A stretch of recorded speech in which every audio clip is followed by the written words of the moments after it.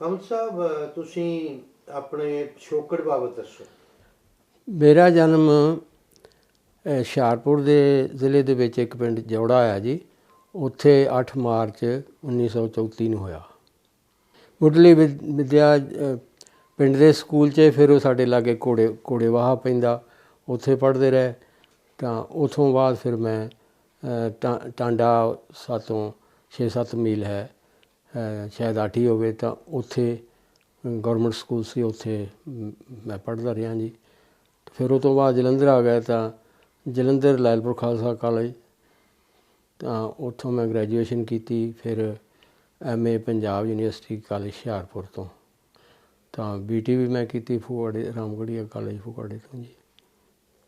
ਨੌਕਰੀ ਮੈਂ ਥੋੜ੍ਹਾ ਜਿਹਾ ਅਰਸਾ ਜੀ ਦੁਆਬਾ ਖਾਲਸਾ ਹਾਈ ਸਕੂਲ 'ਚ ਮੈਂ ਬਤੌਰ ਟੀਚਰ ਕੰਮ ਕਰ। UK 'ਚ ਕਦੋਂ ਇਮੀਗ੍ਰੇਸ਼ਨ ਲਈ? 1964 ਦੇ ਵਿੱਚ ਆਇਆ ਜੀ ਮੈਂ। ਇੱਥੇ ਆ ਕੇ ਕੀ ਸ਼ੁਗਲ ਰੱਖਿਆ? ਇੱਥੇ ਮੈਂ ਸਾਰਿਆਂ ਨਾਲੋਂ ਪਹਿਲਾਂ ਜੀ ਬੜਾ ਅੱਛਾ ਜੋਬ ਮੈਨੂੰ ਮਿਲ ਗਿਆ ਸੀ ਪੋਸਟ ਆਫਿਸ ਦੇ ਵਿੱਚ। ਤਾਂ ਉਹ ਜਿਹੜਾ ਕਿ ਮੈਂ ਛੱਡ ਦਿੱਤਾ। ਔਰ ਵਜ੍ਹਾ ਇਹ ਸੀ, ਉਹਨਾਂ ਦਿਨਾਂ 'ਚ ਬਹੁਤ ਘੱਟ ਹਿੰਦੁਸਤਾਨੀਆਂ ਨੂੰ ਜੋਬ ਮਿਲਦੇ ਸੀ। ਵਜ੍ਹਾ ਇਹ ਸੀ ਵੀ ਮੈਂ ਬੁਨਿਆਦੀ ਤੌਰ 'ਤੇ ਲੇਖਕ ਹਾਂ, ਤਾਂ ਉਹ ਸ਼ਾਰਟਿੰਗ ਦਾ ਕੰਮ ਦਿਨ ਰਾਤ ਕਰਨ ਨਾਲ ਨਾ, ਉਹ ਮੇਰੇ ਜਿਹੜਾ ਲਿਖਣ ਪੜ੍ਹਨ ਦਾ ਕੰਮ ਸੀ ਉਹ ਬਹੁਤ ਅਸਰਅੰਦਾਜ਼ ਹੁੰਦਾ ਸੀ।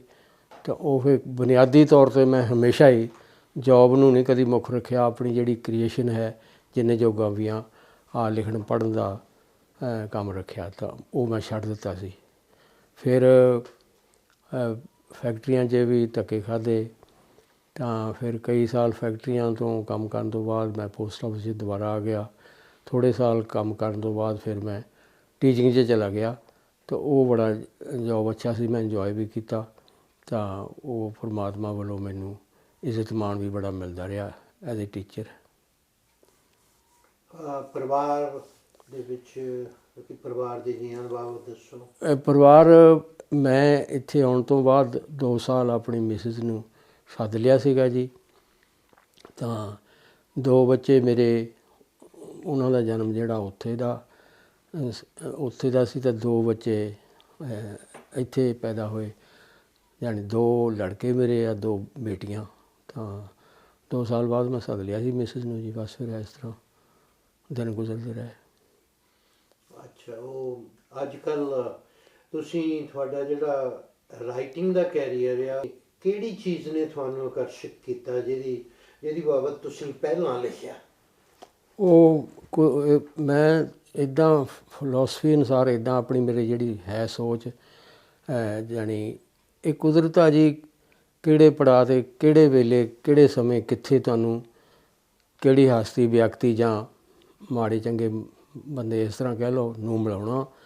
ਤਾਂ ਮੇਰੀ ਮੁਲਾਕਾਤ ਜਾਣੀ ਗਾਮੇ ਪਹਿਲਵਾਨ ਨਾਲ ਜਿਹੜੀ ਹੋਈ, ਤਾਂ ਉਹ ਬਹੁਤ ਉਹ ਮੇਰੀ ਜਿਹੜੀ ਸੋਚਣ ਦੀ ਧਾਰਾ ਸੀ, ਬਚਪਨ ਦੀ ਕਹਿ ਲਓ ਜਾਂ ਜਵਾਨੀ ਦੀ ਕਹਿ ਲਓ, ਤਾਂ ਉਹ ਬਹੁਤ ਅਸਰ ਪਾਇਆ। ਕਿਉਂਕਿ ਸਾਡਾ ਜਿਹੜਾ ਬੁਨਿਆਦੀ ਤੌਰ 'ਤੇ ਨਾ ਜੀ, ਸਾਡਾ ਖਾਨਦਾਨ ਭਲਵਾਨਾਂ ਦਾ ਰਿਹਾ।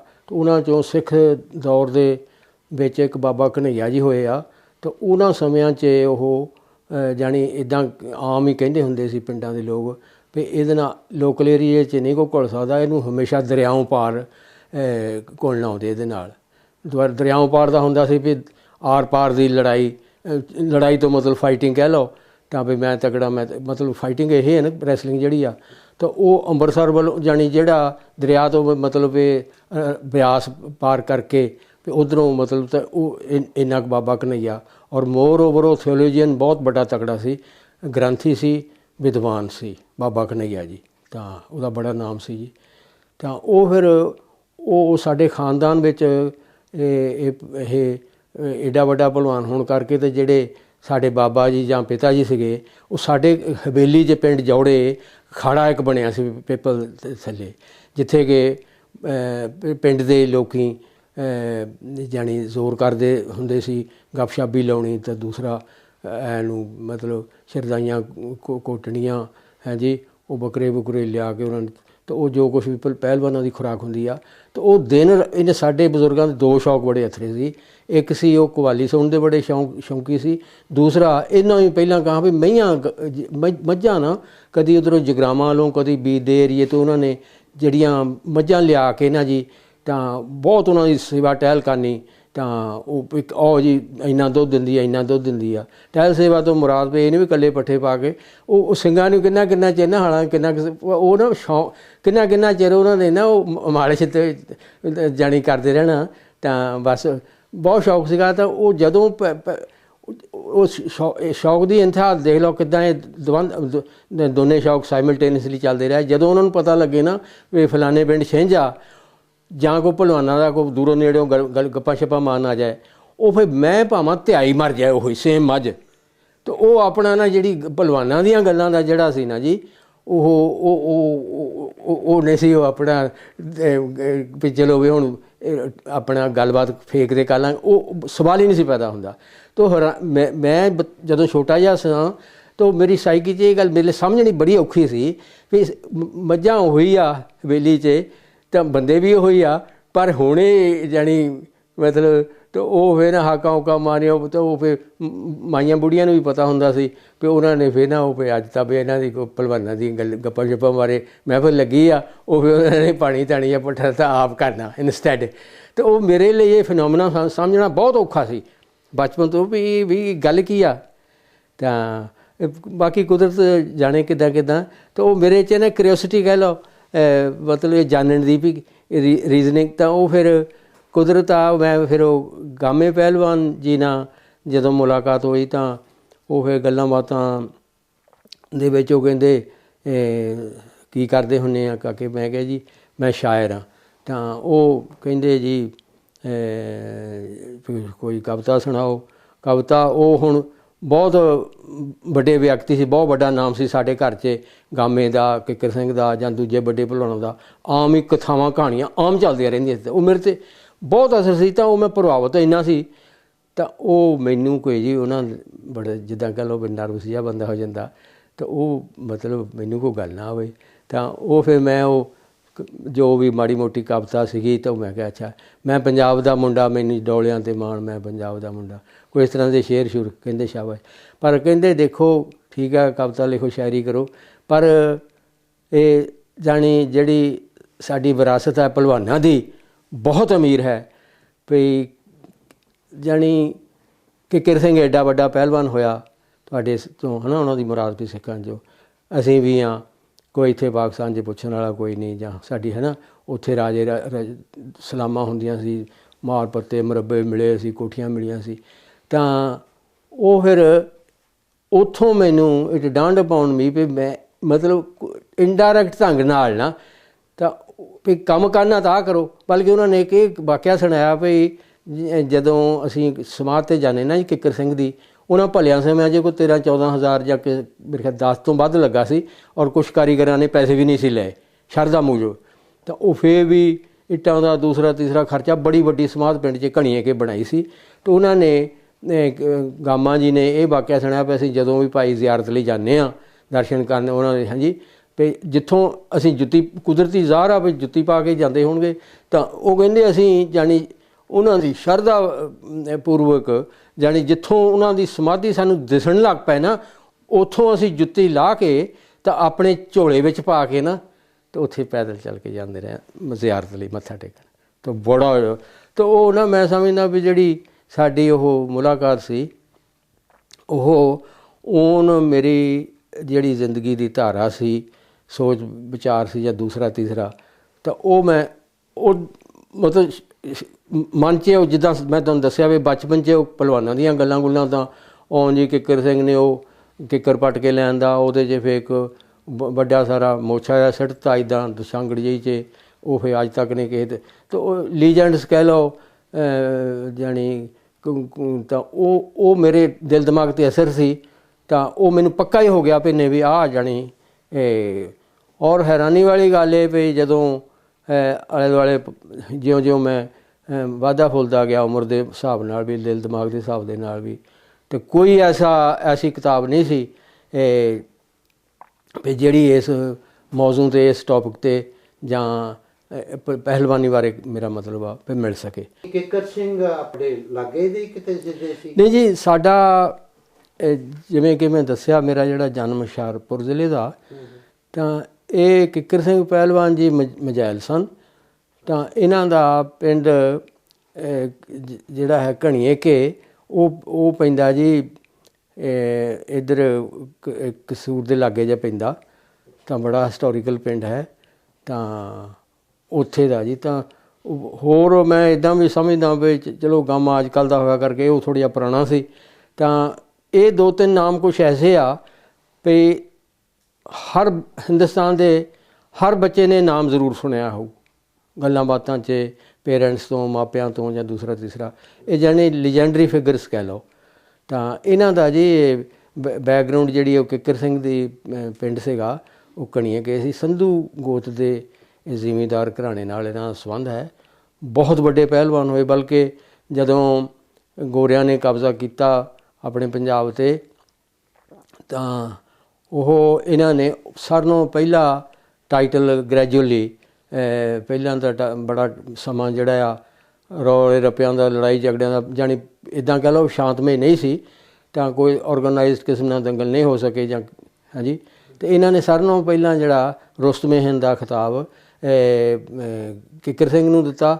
ਔਰ ਬਲਕਿ ਇੱਕ ਬੜੀ ਮਜ਼ੇਦਾਰ ਗੱਲ ਆ, ਇੱਕ ਅੰਗਰੇਜ਼ ਨੇ ਆਪਣੇ ਮੈਮੋਇਰ ਸੀ, ਉਹ ਲਿਖਦਾ ਵੀ ਮੈਂ ਇੱਦਾਂ ਸੁਣਿਆ ਸੀ ਵੀ ਕਿੱਕਰ ਸਿੰਘ ਪਹਿਲਵਾਨ ਉਹ ਇੱਕ ਵੱਡਾ ਬੱਕਰਾ ਖਾ ਜਾਂਦਾ। ਤਾਂ ਅਸੀਂ ਉਹ ਇੱਕ DC ਜਿਹੜਾ ਸੀ, ਉਹ ਕਹਿੰਦਾ ਯਾਰ ਚਲੋ ਦੇਖਣ ਜਾਂਦੇ ਹਾਂ। ਤਾਂ ਉਹ ਉੱਥੋਂ ਬੱਗੀ ਬੁੱਗੀ ਚੁੱਕੀ, ਤਾਂ ਉਹਨਾਂ ਦੇ ਪਿੰਡ ਵੱਡੇ ਤੋਂ ਵੱਡਾ ਬੱਕਰਾ ਨਾਲ ਨੌਕਰ ਚਾਕਰ ਹੁੰਦੇ, ਅਹਿਲਕਾਰ ਹੁੰਦੇ ਆ, ਤਾਂ ਉਹ ਵੀ ਦੇਖੀਏ। ਤਾਂ ਉਹ ਇਸ ਤਰ੍ਹਾਂ ਜੀ ਉਹਨੇ ਕੀ ਕੀਤਾ, ਉਹ ਪਹਿਲਾਂ ਤਾਂ ਪਹਿਲਵਾਨ ਡਰ ਗਿਆ ਵੀ, ਕਿਉਂਕਿ ਉਹ ਕਹਿੰਦੇ ਪਤਾ ਨਹੀਂ ਮੈਨੂੰ ਫੜਨਾ ਆ ਗਿਆ ਜਾਂ ਖਰੇ। ਤਾਂ ਉਹ ਗੱਲ ਹੋਰ ਸੀ। ਤਾਂ ਕਿਉਂਕਿ ਇਹਨਾਂ ਦੀ ਜ਼ਮੀਨ ਦੀ ਵਿੱਚ ਹੀ ਨਾ ਇੱਕ ਵਾਰੀ ਉਹ ਘੋੜੀ ਘਾੜੀ ਕਿਸੇ ਤਹਿਸੀਲਦਾਰ ਨੇ ਨੰਗਾਈ ਸੀ। ਤਾਂ ਉਹ ਫਿਰ ਇਹਨਾਂ ਨੇ ਪੂਛ ਵੱਢ ਸਿੱਟੀ ਸੀ ਵੀ, ਜਾਣੀ ਜਦੋਂ ਹਾਲੇ ਕਬਜ਼ਾ ਜਾਣੀ ਨਾ ਵੀ ਪੂਛ ਹੀ ਵੱਢ ਸਿੱਟੀ ਵੀ, ਚਲੋ ਇਹਨਾਂ ਕੁਰਕੀ ਕਰਕੇ ਇੱਦਾਂ ਕੁਝ ਜ਼ਮੀਨਾਂ ਜ਼ਬਤ ਹੋ ਗਈਆਂ। ਅਤੇ ਇਹਨੂੰ ਉਹ ਡਰ ਸੀਗਾ ਉਹਦੀ ਸਾਈਕੀ 'ਚ ਵੀ ਮੈਨੂੰ ਹੁਣ ਫਿਰ ਮੈਨੂੰ ਇਹ ਨਾ ਹੁਣ ਮੈਨੂੰ ਵੀ ਫੜਨਾ। ਤਾਂ ਚਲੋ ਫੜਿਆ। ਤਾਂ ਉਹ ਕਹਿੰਦੇ ਜੀ ਵੀ ਉਹ ਜਿਹੜਾ ਬੱਕਰਾ ਸੀ ਨਾ, ਉਹ ਨਾਲ ਬੰਨਿਆ, ਉਹ ਆ ਰਿਹਾ ਵੀ ਤੈਨੂੰ ਖਾਣਾ। ਉਹ ਹੱਸ ਪਿਆ, ਕਹਿੰਦਾ ਇਹ ਤਾਂ ਗੱਲ ਹੀ ਕੁਛ ਨਹੀਂ। ਅਤੇ ਕਹਿੰਦਾ ਵੀ ਤੁਸੀਂ ਇੱਦਾਂ ਵੀ ਮੈਂ ਸਾਡੇ ਭਲਵਾਨਾਂ ਦੀ ਰੀਤ ਆ ਵੀ ਅਸੀਂ ਸਾਹਮਣੇ ਨਹੀਂ ਖਾਂਦੇ ਹੁੰਦੇ, ਤਾਂ ਤੁਸੀਂ ਮਤਲਬ ਇਹ ਭਈ ਮੈਨੂੰ ਥੋੜ੍ਹਾ ਜਿਹਾ ਵਕਤ ਦੇਣਾ ਆ, ਤਾਂ ਉਹ ਮੈਂ ਬੂਹਾ ਬੰਦ ਕਰਕੇ ਖਾਣਾ ਆ। ਤਾਂ ਉਹ ਜ਼ਾਹਰ ਆ ਵੀ ਅਮੀਰ ਬੰਦਾ ਸੀ, ਤਾਂ ਫਰਸ਼ ਫੁਰਸ਼ ਲੱਗੇ, ਇਹ ਨਹੀਂ ਵੀ ਮਕਾਨ ਕੱਚੇ ਸੀ। ਤਾਂ ਉਹ ਫਿਰ ਨਾ ਜੀ ਉਹ ਬਾਹਰ ਬੈਠੇ ਬੂਠੇ ਰਹੇ ਸਾਰੇ DC ਜਾਂ ਨੌਕਰ ਚਾਕਰ ਜਿਹੜੇ ਵੀ ਹੋਰ ਆਏ ਸੀ। ਤਾਂ ਥੋੜ੍ਹੇ ਜਿਹੇ ਸਮੇਂ ਵਿੱਚ ਹੀ ਐਗਜ਼ੈਕਟ ਮੈਂ ਸਮਾਂ ਭੁੱਲ ਗਿਆ, ਤਾਂ ਉਹ ਬੂਹਾ ਖੋਲ੍ਹਿਆ ਜੀ, ਕਹਿੰਦਾ ਦੇਖ ਲਓ। ਤਾਂ ਉੱਥੇ ਨਾ ਉਹ ਬੱਕਰੇ ਦੇ ਤਾਂ ਨਾਮ ਮਤਲਬ ਜੋ ਬੋਟੀਆਂ ਛੋਟੀਆਂ ਸੀ, ਉਹ ਪਤਲੀਆਂ ਜਿਹੜੀਆਂ ਨਰਮ ਹੱਡੀਆਂ ਸੀ ਨਾ, ਉਹ ਵੀ ਗਾਇਬ ਸੀਗੀਆਂ ਉਹ ਆਪਣੇ। ਤਾਂ ਉਹ ਬਹੁਤ ਹੀ ਵੱਡਾ ਪਹਿਲਵਾਨ ਹੋਇਆ। ਤਾਂ ਜਿਨ੍ਹਾਂ ਬਾਰੇ ਕਿ ਬੜੇ 440 ਆ ਤਾਂ ਕਿੱਸੇ ਇਹਨਾਂ ਬਾਰੇ ਬੜੇ ਲਿਖੇ ਗਏ, ਜਿਹੜੇ ਕਿ ਮੈਂ ਜਿੱਥੋਂ ਵੀ ਜਿੰਨੇ ਦਾ ਬੜਿਆ ਸਾਰੀ ਉਮਰ ਲਾ ਕੇ ਨਾ ਕਿੱਸੇ ਇਕੱਠੇ ਕੀਤੇ ਆ। ਤਾਂ ਅੱਛਾ, ਤੁਹਾਡੀ ਜਿਹੜੀ ਪਹਿਲੀ ਕਿਤਾਬ ਦੀ ਸੰਪਾਦਨਾ ਕੀਤੀ, ਉਹ ਕਿਹੜੀ ਕਿਤਾਬ ਸੀ? ਉਹ ਜੀ ਪੰਜਾਬ ਦੇ ਪਹਿਲਵਾਨ ਕਿਤਾਬ। ਹਾਂਜੀ। ਉਸ ਤੋਂ ਬਾਅਦ ਕੀ ਤੁਸੀਂ ਉਸ ਤੋਂ ਬਾਅਦ ਜੀ ਇੱਕ ਪੰਜਾਬ ਦੇ ਸ਼ਹਿਰ ਕਿਤਾਬ ਮੇਰੀ ਕਾਫੀ ਸਰਾਹੀ ਗਈ। ਤਾਂ ਫਿਰ ਉਹ ਤੋਂ ਬਾਅਦ ਗੀਤ ਮੇਰੇ ਸਾਥ ਤੇਰੇ, ਤਾਂ ਉਹ ਸ਼ਾਇਰੀ ਦੀ ਹੈ। ਫਿਰ ਪੰਜਾਬ ਕਬੱਡੀ ਦਾ ਇਤਿਹਾਸ, ਆਲਮੀ ਕਬੱਡੀ ਦਾ ਇਤਿਹਾਸ। ਤਾਂ ਫਿਰ ਇੱਕ ਸਿੱਖ ਸਟਰੋਂਗ ਮੈਨੂਵਰ ਦਾ ਈਅਰਸ ਇੱਕ ਕਿਤਾਬ 'ਚ ਸੀਗਾ। ਤਾਂ ਬਾਕੀ ਇੱਕ ਪੰਜਾਬ ਦੇ ਪ੍ਰਸਿੱਧ ਰਾਗੀ ਰਬਾਬੀ ਇੱਕ ਹੋਰ ਸੰਪਾਦਨਾ ਕੀਤੀ ਸੀ, ਇੰਟਰਨੈਸ਼ਨਲ ਪੰਜਾਬੀ ਸਾਹਿਤ। ਤਾਂ ਐਕਚੁਅਲੀ ਮੈਂ ਕਲੀਅਰ ਕਰਦਾ ਚੱਲਾਂ ਵੀ ਜਿਹੜਾ ਮੇਰਾ ਜ਼ਿਆਦਾ ਨਾਮ ਹੈ ਜਾਂ ਜਿਹੜੇ ਲੋਕ ਮੈਨੂੰ ਜਾਣਦੇ, ਮੇਰੀ ਜਿਹੜੀ ਲੋਕਾਂ ਦੇ ਮਨਾਂ 'ਤੇ ਜ਼ਿਆਦਾ ਛਾਪ ਉਗੜਵੀਂ ਹੈ, ਉਹ ਇਹ ਹੈ ਵੀ ਇਹ ਸਪੋਰਟਸ ਰਾਈਟਰ ਆ। ਤਾਂ ਦਰਅਸਲ ਇਹ ਗੱਲ ਨਹੀਂ, ਮੇਰਾ ਜਿਹੜਾ ਪੰਜਾਬ ਦੀ ਜਿਹੜੀ ਕਲਚਰਲ ਹੈਰੀਟੇਜ ਹੈ, ਵਿਰਾਸਤ ਹੈ, ਇਹ ਕੀ ਖਾਂਦੇ ਨੇ, ਕੀ ਪਹਿਨਦੇ ਨੇ, ਕੀ ਗਾਉਂਦੇ ਨੇ, ਵਜਾਉਂਦੇ ਨੇ, ਕੀ ਇਹਨਾਂ ਦੇ ਕਰੈਕਟਰਿਸਟਿਕਸ ਨੇ, ਤਾਂ ਉਹਦੇ 'ਚ ਜ਼ਿਆਦਾ ਮੇਰਾ ਦਿਨ ਰਾਤ ਮੈਂ ਉੱਧਰ ਖੁੱਭਿਆ ਰਹਿਣਾ। ਹਾਂ, ਲੋਕ ਇਸ ਕਰਕੇ ਸੱਚੇ ਆ ਵੀ ਮੇਰੀਆਂ ਕਿਤਾਬਾਂ ਜਦ ਹੋਰ ਜਿਹੜੇ ਟੌਪਿਕਸ ਆ, ਜਿੱਦਾਂ ਹੁਣ ਪੰਜਾਬ ਦੇ ਪੀਰ ਫਕੀਰ ਤੇ ਸੰਤ ਸਾਧੂ, ਉਹ ਮੇਰੇ ਇੱਕ ਇਨਸਾਈਕਲੋਪੀਡੀਆ ਦਾ ਪ੍ਰੋਜੈਕਟ ਆ, ਬੜਾ ਕੰਮ ਕੀਤਾ।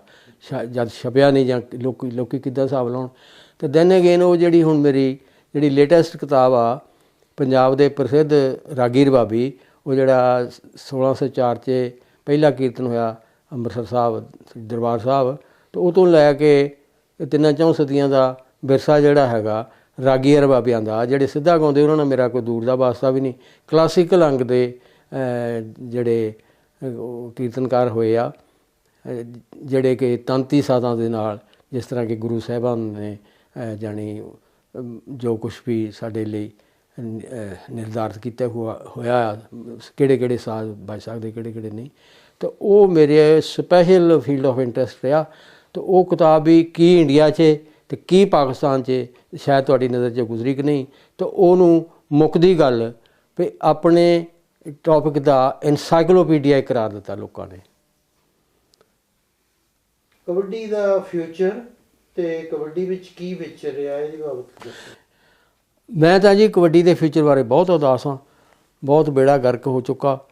ਇਹ ਕਬੱਡੀ ਦੇ ਕਬਰ ਥੱਲੇ ਕਬੂਤਰਬਾਜ਼ੀ ਤਾਂ ਕੁਛ ਵੀ ਨਹੀਂ, ਤਾਂ ਆਹ ਜਿਹੜੇ ਨਸ਼ੇ ਵਸ਼ੇ ਦੂਜੇ ਤੀਜੇ ਟੀਕੇ ਵੀ ਕੇ ਬਹੁਤ ਹੀ ਗੰਦ ਫੈਲ ਚੁੱਕਾ ਜੀ।